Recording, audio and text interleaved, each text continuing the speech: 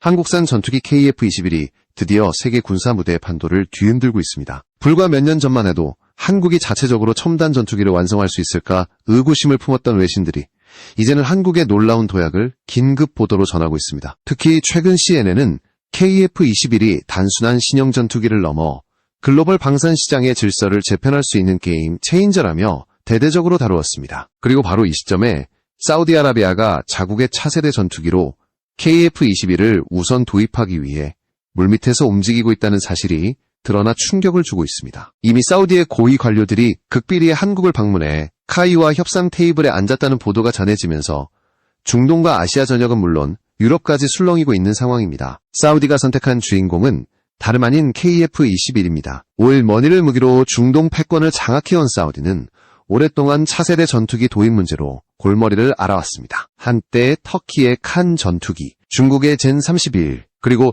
유럽산 유로파이터와 접촉했지만 모두 만족스러운 해답을 얻지 못했습니다. 그런 사우디가 결국 한국산 KF-21에 시선을 고정한 것은 단순한 무기 구매 이상의 의미를 가집니다. 사우디 왕실의 실권자 무함마드 빈 살만 왕세자는 국방장관 겸 총리로서 국가 전체를 좌우하고 있으며 방산 자립을 국가적 비전으로 삼고 있습니다. 이런 상황에서 KF-21은 단순히 군사 장비가 아니라 왕실의 전투기라는 상징성과 맞물리며 전략적 가치를 더욱 키워주고 있는 것입니다. 그러나 이 소식은 곧바로 주변국들을 긴장하게 만들었습니다. 특히 일본과 중국은 노골적으로 당혹감을 감추지 못하고 있습니다. 일본은 이미 영국, 이탈리아와 함께 GCAP-이라는 차세대 전투기 프로젝트를 진행 중이지만 막대한 비용과 불투명한 개발 속도 때문에 삐걱거리고 있습니다. 중국 역시 FC-31을 비롯해 다양한 전투기를 내세우고 있지만 나토 규격과 거리가 먼 설계와 불투명한 무장 통합 문제 때문에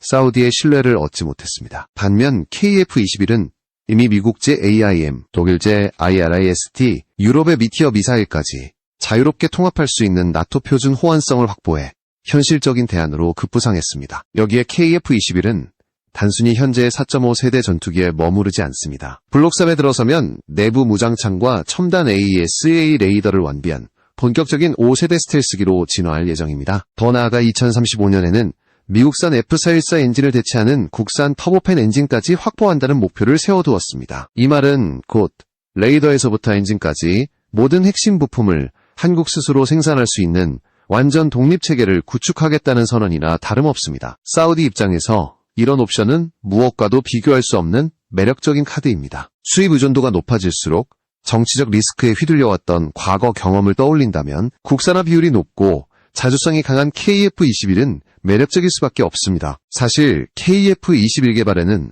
천문학적인 비용이 들어갑니다. 특히 블록 3로 나아가는 과정은 단순한 개량이 아니라 사실상 6세대 전투기 개발과 맞먹는 난이도를 요구합니다. 유럽조차 막대한 예산 문제로 6세대 프로젝트의 어려움을 겪고 있는 상황에서 한국이 이를 단독으로 감당하는 것은 쉽지 않습니다. 그렇기에 사우디와의 협력은 한국에게도 절실한 기회입니다. 무한한 오일머니를 가진 사우디의 자본과 한국이 축적한 기술력이 맞물린다면 KF-21 블록 3는 당초 계획보다 더 빠르게 더 높은 성능으로 완성될 수 있습니다. 바로 이 지점이 한국과 사우디 모두가 윈윈할 수 있는 결정적 순간입니다. 이제 질문은 하나입니다. 왜 하필 사우디는 KF-21을 그것도 최우선 도입 기종으로 올려놓았을까요? 그 해답은 단순히 성능이나 가격의 문제가 아닙니다. 사우디의 무기체계는 이미 철저히 나토 규격에 맞춰져 있습니다. 주력 전투기인 F-15와 유로파이터 타이푼, 여기에 조기경보기와 공중급류기까지 모두 서방식 시스템을 기반으로 하고 있습니다. 이런 상황에서 중국산 전투기를 들여온다는 것은 사실상 불가능에 가깝습니다. 반대로 KF-21은 나토 규격 호환성을 전제로 설계된 만큼 사우디가 보유한 기존 전력에 무리 없이 녹아들 수 있습니다. 이것이야말로 사우디가 한국을 선택할 수밖에 없는 구조적 이유입니다. 사우디가 한국의 KF-21의 매력을 느끼는 이유는 단순히 호환성과 가격 경쟁력에 그치지 않습니다. 무엇보다도 사우디는 지금까지 미국과 유럽의 정치적 제약에 발목이 잡혀왔습니다. 대표적인 사례가 F-35입니다. 미국은 이스라엘의 군사적 우위를 보장한다는 명분으로 중동의 다른 국가들에게는 F-35를 판매하지 않고 있습니다. 실제로 사우디가 후티 반군의 미사일 공격에 시달리며 F-35를 간절히 요청했지만 미국은 오히려 사우디에 배치된 방공부대를 철수시키는 초강수를 두었습니다. 동맹임을 자처하면서도 정작 위기 상황에서는 손을 뗀 셈입니다. 이러한 경험은 사우디가 미국산 무기에만 의존하는 것이 얼마나 위험한지를 여실히 보여주었습니다. 유럽 역시 사우디의 냉담한 태도를 보여왔습니다. 독일은 인권 문제를 이유로 사우디의 무기 금수 조치를 취했고, 프랑스와 스페인은 자국의 차세대 전투기 FCAS 프로젝트에 외부 참여국을 받지 않겠다고 못 박았습니다. 이처럼 전통적인 서방의 방산 강국들은 사우디를 협력 파트너가 아니라 언제든 외면할 수 있는 고객으로 취급했습니다. 이런 상황에서 한국은 철저히 다른 접근을 보여주었습니다. 단순히 무기를 판매하는 것을 넘어 공동 개발과 기술 이전, 나아가 국산화 비율을 높일 수 있는 협력 모델을 제시한 것입니다. 빈살만 왕세자가 한국을 직접 방문해 국방과학연구소를 둘러보고 이곳을 통째로 사우디로 옮기고 싶다라고 말한 것은 결코 우스갯소리가 아니었습니다. 그만큼 한국의 기술력을 높이 평가하고 있었던 것입니다. 반대로 중국과 러시아의 제안은 처음부터 한계가 뚜렷했습니다. 러시아가 내세운 Su-17은 아직 실전 배치조차 제대로 이루어지지 않았고, 심지어 러시아 군 내부에서도 채택을 망설이는 상황입니다. 사실상종이 호랑이에 불과한 제안을 사우디가 받아들일 이유는 없었습니다. 중국 역시 FC-31과 훈련기, 현지 생산을 조건으로 내세웠지만 나토 규격에 맞지 않는 무기체계는 결국 사우디 전력에 혼란만 가져올 뿐입니다. 무엇보다도 미국과 유럽이 중국산 전투기와 자국 무기를 연동시키는 작업을 허용할 리 없다는 점에서 사우디 입장에서는 현실성이 전혀 없는 선택지였습니다. 결국 남는 건 한국밖에 없었던 것입니다. KF-21의 또 다른 강점은 확장성입니다. 현재는 블록 1단계지만 블록 3에 들어가면 내부 무장창과 최신형 AESA 레이더를 갖춘 5세대 스텔스기로 진화합니다. 나아가 2035년에는 국산 엔진까지 장착하며 완전한 독립체계로 전환될 계획입니다. 이 과정에서 사우디가 참여해 자금을 지원한다면 기존에 제약되었던 성능 한계는 완전히 사라지고 개발 속도는 훨씬 빨라질 것입니다. 사우디 입장에서는 단순히 전투기를 구매하는 것이 아니라 미래 항공기 개발의 공동 주인이 되는 셈입니다. 이는 사우디가 오랫동안 갈망해온 방산 자립 비전에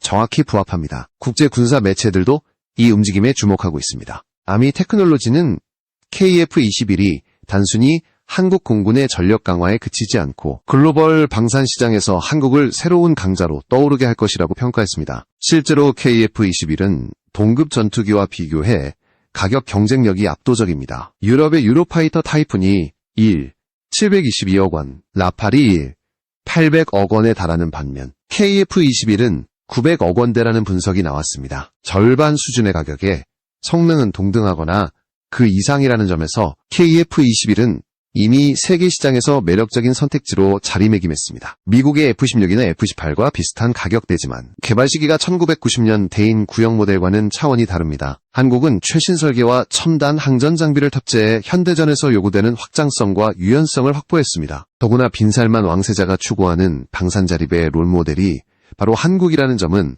앞으로의 협력 관계를 더욱 공고히 만들고 있습니다. 과거 국방력이 취약했던 한국이 불과 수십 년 만에 자국산 전투기를 개발하고 글로벌 시장에서 경쟁력을 확보한 사례는 이제 막 방산 자립을 꿈꾸는 사우디에 있어 이상적인 참고서가 됩니다. 사우디가 한국의 길을 따라가려는 이유가 여기에 있습니다. 한국의 기술과 사우디의 자본이 결합한다면 KF-21은 단순히 하나의 전투기를 넘어 새로운 시대를 열어젖히는 상징적 프로젝트가 될 것입니다. 사우디와의 협력이 본격화되자 일본과 중국의 반응은 더욱 민감해졌습니다. 일본은 이미 영국, 이탈리아와 함께 GCAP이라는 6세대 전투기 프로젝트를 진행 중이지만 비용 문제로 난항을 겪고 있습니다. 영국 의회조차 총 22조 원에 달하는 예산을 감당하기 어렵다는 우려를 공개적으로 내비쳤습니다. 이 때문에 일본은 KF-21이 사우디라는 든든한 자금줄을 확보하고 빠르게 5세대, 나아가 6세대급 전투기로 도약하는 모습을 보며 큰 압박을 느낄 수밖에 없습니다. 특히 일본 내부에서는 한국이 중동의 오일머니와 손잡는 순간 우리의 GCAP 프로젝트는 설 자리를 잃게 된다라는 위기론까지 제기되고 있습니다. 중국 역시 상황이 다르지 않습니다. 중국이 내세운 FC-31은 외형적으로 스텔스기를 표방했지만 실제 전투 데이터와 무장 호환성은 검증되지 않았습니다. 게다가 사우디 공군의 주력 무기 체계가 나토 표준에 맞춰져 있는 상황에서 중국산 전투기를 연동한다는 것은 사실상 불가능에 가깝습니다. 무기체계를 연동하려면 소프트웨어 소스 코드를 개방해야 하는데 미국이나 유럽이 중국에 협조할 가능성은 전무하기 때문입니다. 결국 중국은 화려한 조건을 내세워도 실질적 이익을 줄 수 없는 제한밖에 못하는 셈입니다. 반면 한국의 KF-21은 이미 미국 AIM 미사일, 독일 IRIS-T, 유럽의 미티어, 한국산 미사일까지 모든 무장을 자유롭게 이 점에서 중국은 KF-21과 경쟁 자체가 되지 않는 상황에 몰려 있습니다. 러시아의 제안도 마찬가지였습니다. 러시아가 내놓은 SU-57은 아직 완전한 실물 양산 모델조차 갖추지 못했고, 심지어 러시아 군 내부에서도 채택 여부를 두고 논란이 일고 있습니다. 더욱이 러시아는 사우디의 미-35 같은 구형 플랫폼을 제안했지만 이미 기술적으로 뒤처져 매력이 떨어집니다. 사우디가 이런 제안에 응답하지 않은 것은 당연한 결과였습니다. 사우디는 더 이상 미완성 전투기의 시험대가 되고 싶지 않았던 것입니다. 다시 말해 현실적인 선택지는 오직 KF-21뿐이었습니다. 여기에 KF-21이 가진 가장 큰 무기는 바로 가격 대비 성능입니다.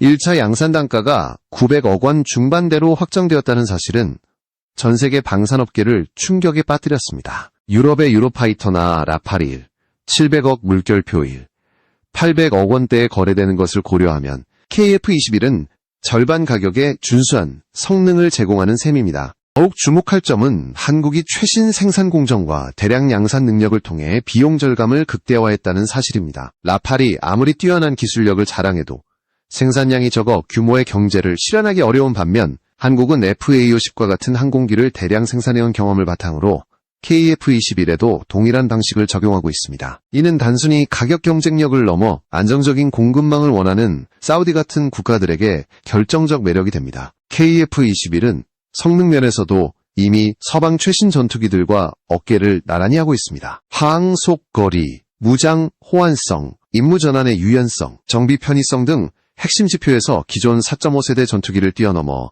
사실상 5세대 평가를 받고 있습니다. 일부 협력국 엔지니어들은 특히 모듈화 설계와 업그레이드 용이성을 KF-21의 최대 강점으로 꼽습니다. 이 말은 곧 사우디가 KF-21을 도입하면 앞으로 수십 년간 진화하는 차세대 기술을 함께 누릴 수 있다는 뜻입니다. 단순히 지금의 무기를 사는 것이 아니라 미래의 무기를 함께 만들어가는 협력자가 되는 것입니다. 빈살만 왕세자가 직접 ADD를 방문해 이 연구소를 그대로 옮기고 싶다고 말한 것도 상징적입니다. 사우디는 단순한 구매국이 아니라 한국과 기술을 공유하고 방산 자립을 향해 나아가고자 합니다. 과거 국방력이 취약했던 한국이 불과 수십 년 만에 KF-21 같은 전투기를 내놓은 사례는 사우디가 가장 닮고 싶은 성공 모델입니다. 지금 사우디가 KF-21을 선택한 것은 단순히 전투기 구매 계약을 넘어 미래를 바꾸는 거대한 전략적 결단이 된 것입니다. 이제 시선을 유럽으로 돌려보겠습니다. 최근 영국이 한국을 직접 찾아와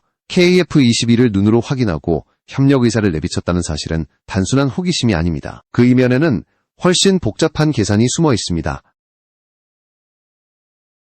한국은 오랫동안 항공기 엔진 분야에서 독보적인 위치를 차지해왔지만 6세대 전투기 개발 경쟁이 본격화되면서 자국의 공급망을 재건해야 하는 절박한 상황에 놓였습니다. 바로 이 지점에서 영국이 롤스로이스를 전면에 내세워 한국과의 공동 개발을 제안한 것은 단순한 거래 확대가 아니라 향후 30년 전투기 시장의 주도권을 잡기 위한 전략적 움직임입니다. 영국이 내세운 카드 중 하나는 지식재산권 공동 소유였습니다. 미국의 수출 통제 규정에 묶이지 않고 한국과 직접 협력해 시장을 개척하겠다는 계산이었습니다. 그러나 한국 입장에서 이는 달콤한 동시에 위험한 제안이었습니다. 현재 KF-21은 미국제 F414 엔진을 기반으로 양산에 들어갔고 이미 2024년에서 2025년 사이에 초도물량 40기를 라이선스 체제로 확보한 상태입니다. 만약 이 시점에서 롤스로이스의 제안을 받아들인다면 안정적인 생산성을 이룰 수 있는 리스크가 존재합니다. 따라서 한국은 단기적으로는 미국제 엔진을 유지하되 장기적으로는 독자 엔진 개발을 추진해 수출 자율성을 확보하려는 전략을 굳혔습니다. 실제로 한국이 독자 엔진을 완성하는 순간 KF-21은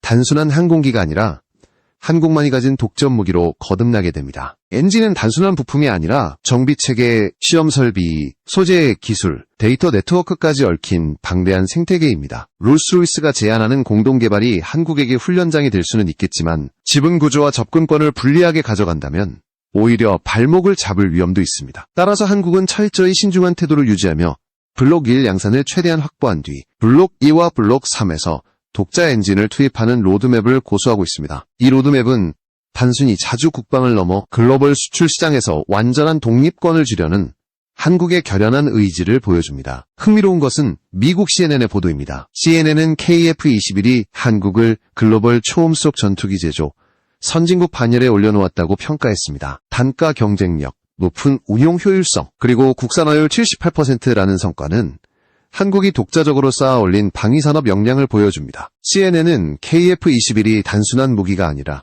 한국의 군사적 역량과 경제적 잠재력을 동시에 확장시키는 기폭제라고 보도했습니다. 실제로 한국은 약 60억 달러 규모의 수출 확대와 수만 개의 일자리 창출 효과까지 기대하고 있습니다. 이제 KF-21은 한국의 안보를 넘어 국가 경제와 산업 전반을 견인하는 동력이 되고 있는 것입니다. 유럽 내에서도 KF-21을 둘러싼 기류는 미묘합니다. 프랑스는 자국의 라팔과 FCAS 프로젝트를 지키기 위해 한국산 전투기의 영향력을 경계하지만 독일을 비롯한 일부 국가는 실리적인 태도를 보이고 있습니다. 특히 독일은 연이은 F-35 추락사고와 성능 논란으로 미국산 무기에 대한 신뢰가 흔들리고 있습니다. 이런 상황에서 독일 내부에서조차 KF-21을 대안으로 검토하는 목소리가 나오고 있다는 것은 결코 가볍게 볼 수 없는 흐름입니다. KF-21은 단순히 동맹국의 보완제가 아니라 미국산 무기의 실질적 대안으로 자리 잡고 있는 것입니다. 여기에 한국의 무기 자립화 비율이 최근 90%에 도달했다는 발표는 세계를 더욱 놀라게 했습니다. 방산 강국들도 수입 부품 의존도를 완전히 줄이지 못하는 상황에서 한국은 이미 국산화율을 압도적으로 끌어올렸습니다. 이는 KF-21의 향후 발전 가능성을 극대화시키는 요소입니다. 블록 2, 블록 3로 이어질 개량 과정에서 더 이상 외부의 승인이나 통제를 받지 않고 독자적 길을 걸을 수 있다는 뜻이기 때문입니다. 결과적으로 KF-21은 단순히 한국의 자존심이 아니라 전 세계가 인정하는 실질적 대안 플랫폼으로 부상하고 있습니다. KF-21의 가치는 기술적 성능에서만 드러나는 것이 아닙니다. 현대전에서 가장 위협적인 무기 중 하나로 꼽히는 EMP, 즉 고출력 전자기 펄스 공격에 대한 대응 능력 역시 KF-21이 가진 중요한 카드입니다. EMP는 폭발 반경 내 전자장비를 단시간에 무력화시키는 강력한 무기로 첨단 전투기와 같은 플랫폼에 치명적입니다. 그러나 한국은 전자전 기술과 EMP 대응 능력을 동시에 발전시키며 새로운 균형을 만들어냈습니다. 이는 단순히 방어기술 확보 차원을 넘어 중국이 수평선 레이더망을 대규모로 배치하며 한국을 겨냥한 전략을 사실상 무력화할 수 있는 수준에 이른 것입니다. 즉, KF-21은 단순히 날아다니는 전투기가 아니라 전자전 환경에서도 우위를 점할 수 있는 복합 전력 체계의 핵심이 되고 있습니다. 이러한 변화는 중국뿐 아니라 유럽 국가들에게도 깊은 충격을 주었습니다. 독일은 FCAS 프로그램의 불확실성과 F-35 도입 과정에서 발생한 잇따른 사고로 인해 곤혹스러운 상황에 처했습니다. 결국 독일은 F-35 구매를 확정했지만 내부적으로는 신뢰성에 의문을 품는 기류가 강했습니다. 이런 가운데 한국산 KF-21이 빠른 납기 대응력과 검증된 성능으로 떠오르자 독일 일부 군사 전문가들은 2030년 이후 배치를 기다리는 것보다 KF-21을 도입하는 것이 훨씬 합리적이다 라는 의견을 내놓고 있습니다. 실제로 KF-21은 2026년부터 1차 양산분 납품이 예정되어 있어 시급히 전력 공백을 메우려는 국가들에게 매력적인 옵션이 될 수 있습니다. KF-21의 가장 큰 무기는 속도입니다. 미국이나 유럽이 새로운 전투기를 개발하고 시험평가를 거쳐 양산에 들어가기까지 10년 가까운 시간이 걸리는 반면 한국은 시제기 비행 후 불과 수년 만에 양산 체제에 돌입했습니다. 이는 체계적이고 효율적인 개발 프로세스를 바탕으로 한 결과이며 세계 방산 시장에서도 드문 사례입니다. 이런 속도와 효율성은 당장 전투기를 필요로 하는 국가들에게 결정적 매력으로 작용합니다. 단순히 좋은 전투기를 만드는 것을 넘어 필요한 시점에 필요한 무기를 제공할 수 있다는 신뢰를 확보한 것입니다. 특히 KF-21의 AES-A 레이더는 한국 방산기술의 결정판으로 꼽힙니다. 국방과학연구소와 하나시스템이 협력해 개발 중인 이 레이더는 지라갈륨, 기이한 소자를 200개 이상 탑재해 기존 대비 160% 이상의 성능 개선을 목표로 하고 있습니다. 탐지 거리가 최대 20배까지 확장되며 스텔스 형상조차 정밀하게 식별할 수 있는 수준에 이르게 됩니다. 이미 KF-21은 가상의 적 전투기 6대를 동시에 추적하고 국산 공대공 미사일로 격추하는 시뮬레이션을 성공적으로 마쳤습니다. 나아가 이 레이더는 이탈리아, 스웨덴 등 유럽 주요 방산 기업들과의 수출 협상까지 이어지고 있어 단순히 한국 공군만을 위한 무기가 아니라 글로벌 시장으로 확장되는 발판이 되고 있습니다. 사실 미국은 한국의 이러한 성과를 예상하지 못했습니다. 바이든 행정부는 KF-21의 AESA 레이더 국산화가 실패할 것이라고 단정하며 미국산 반도체를 대체 공급하려 했습니다. 그러나 한국이 독자 기술로 완전한 국산화를 이루자 미국 방산업체와 정부의 계획은 철저히 무너졌습니다. 이는 한국이 단순히 전투기 제작 능력을 확보한 수준을 넘어 전자전 항공전자 분야에서도 독자 생태계를 구축할 수 있음을 보여주는 결정적 사례였습니다. 이제 KF-21은 엔진, 레이더, 항전 장비까지 모든 핵심 부품의 국산화를 눈앞에 두고 있으며 이 과정에서 사우디와 같은 파트너의 자본이 더해진다면 세계 방산 시장의 질서는 근본적으로 흔들릴 수밖에 없습니다. 결국 KF-21은 단순한 무기가 아니라 한국의 미래 전략을 상징하는 플랫폼입니다. 빠른 개발 속도, 압도적인 가격 경쟁력, 나토 규격 호환성, 국산화율 90%에 달하는 자립 능력, 그리고 글로벌 수출 가능성까지 이 모든 요소가 결합된 KF-21은 한국을 더 이상 변방의 수입국이 아닌 전 세계가 주목하는 전투기 수출 강국으로 탈바꿈시키고 있습니다. 그리고 이 변화의 중심에는 사우디아라비아와 같은 자본 강국과의 협력이 자리하고 있습니다. 이제 KF-21은 한국과 사우디 모두에게 미래를 바꿀 결정적 무기가 되고 있는 것